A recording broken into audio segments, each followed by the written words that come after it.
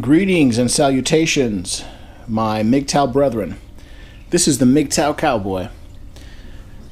I had a very good day today, and I tried to make a Mgtow video a couple minutes ago, and I somehow ruined it. I lost the whole thing. But that's okay, because maybe that was just practice for this run.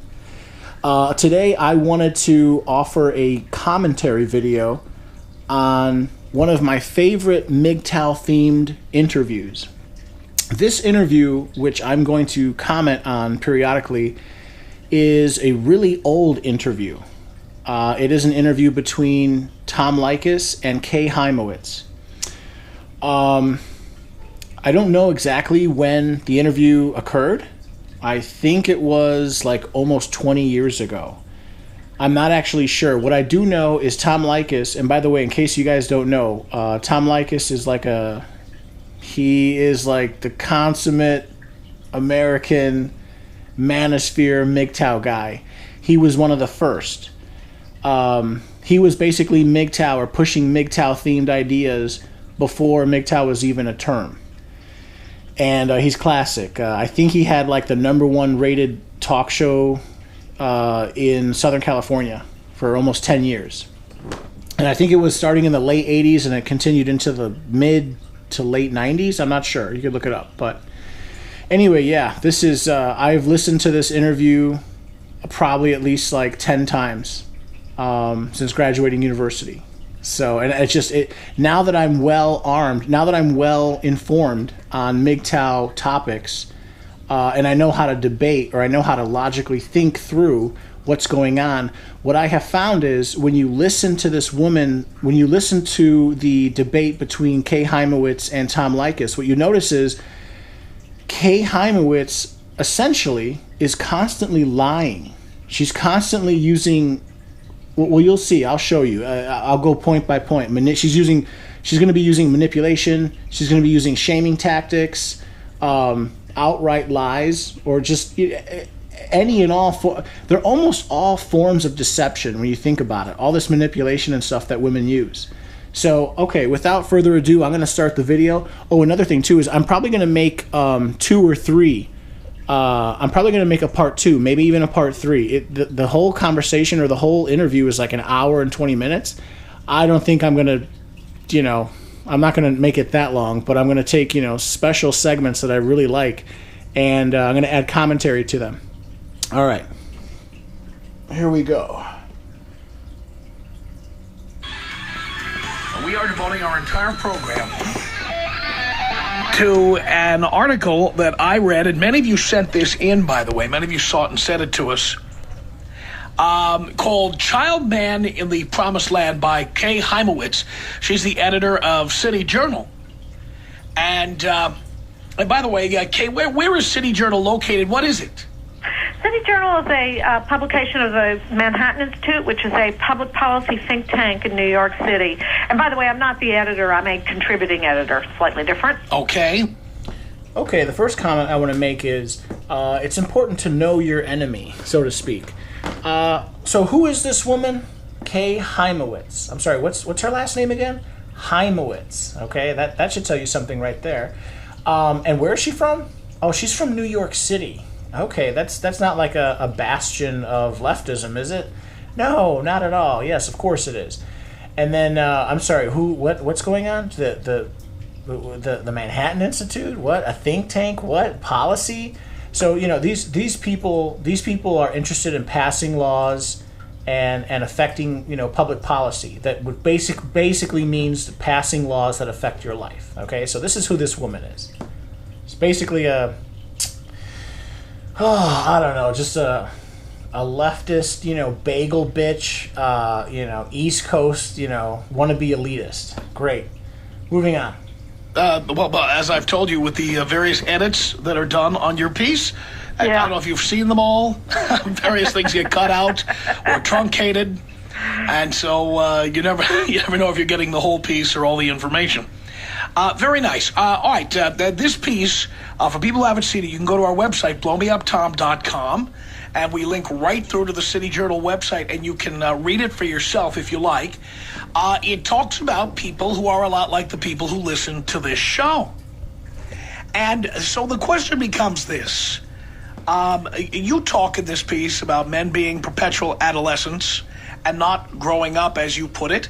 But if guys want to live a life of playing basketball and video games and hanging out with their buddies and having a few drinks, if they're responsible enough to show up at work every day and pay their bills and not impregnate others, what's wrong with that? Well, there are a couple of answers I would give to that. One is, what happens if we have lots of guys doing that, lots of very smart and lovely, talented guys who are doing that?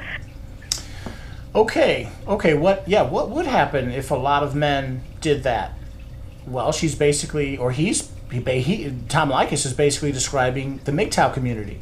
All these men, some of them young, some of them old. Most of us work. We pay into the city coffers, or we pay our tax. We contribute taxes. We work. We have assets. Some of us are very wealthy.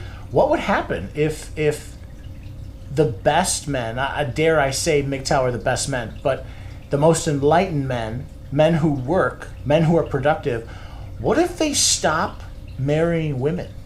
But Kay Heimowitz got a big problem now. Let's hear what else she has to say.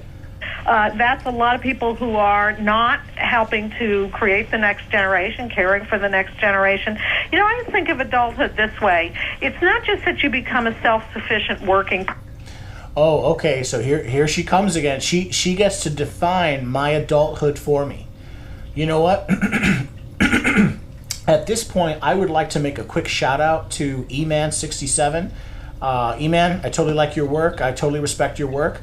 I'm reminded that eman67 often reiterates the theme that you should not let women define for you what it means to be a man, and that you should be able to define your own manhood for yourself. Notice how, well, you will notice that this woman essentially uses that as a manipulation tactic. It's I guess you could say it amounts to a shaming tactic, right? Like the name of her article is called "Child Man in the Promised Land." A child man. Why does she get to define what a man is? And if we don't live up to her expectations, she's going to call us a child?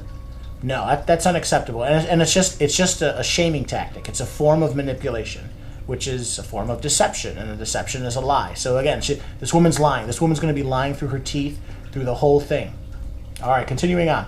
Person who can, buy their own home or at least provide shelter and food and that sort of thing. But that you're also taking an interest in the future of your society and thinking about, what contribution you can make. Now, the vast majority of people decide that contribution is going to be through children. Some people don't do it that way, but they are thinking about what it is that they want to give back to, especially in our case, I think, to a society that's been very, very good to many of us. Now, I have said on this program, and I'm going to completely be straight with you, and not, because I really want to take this very seriously, because our show uses a lot of irony, a lot of sarcasm, and frankly, I can do that too, Tom. No, I understand that, and frankly, if we do it right, it's generally pretty crude, because you know what kind of stuff guys like. You know that from the piece you wrote. But I'm going to be straight with you. When I talk to the guys on the radio about marriage, I say that marriage is for the poor and dumb. They're going to continue to crank out Xerox copies of themselves. There'll be plenty of children in the future. Why should someone who's intelligent, has money, has potential, has a career, why should they spend their resources on something like that? And your idea is that the best way to spend your resources is on giving yourself pleasure. All right, let me stop it right there. Yes, of course, that's his idea, definitely. What you're going to find is her idea is to make sure that the men spend the time and the resources and the money on women. Okay, so she's very soon. It's not going to take long. She's gonna start talking about how, things that men should be doing for women. All right, continuing on. Absolutely, and why not? Well, Well, I'm not saying that one shouldn't spend some money on giving themselves pleasure, but is that, what are you leaving behind? What kind of life are you defining for yourself? What kind of meaning are you defining for yourself? You're saying that's enough for you. You're saying that's enough for a lot. That's enough for a lot of guys. Huh? That's enough for a lot of guys. It may be for a lot of guys. I actually don't believe that it's that enough for most guys. It was enough that you had to write this piece. I mean, you can't have it both ways. You can't have it both ways. You can't say that this is. Now wait a minute, Tom. Most of the child men will marry. And I said that at the end. Most of them will marry. And Okay, I'm going to end it here, and I'm going to make a part 2 for sure. I do want to attack or tear apart her last argument. No, increasingly men are not marrying anymore. Remember that this interview is, I think it's at least 15 years old. Okay, the marriage rate has dropped precipitously since then. All right, guys, I'm going to leave it at that, and I'm going to make a second one pretty soon. All right, bye now.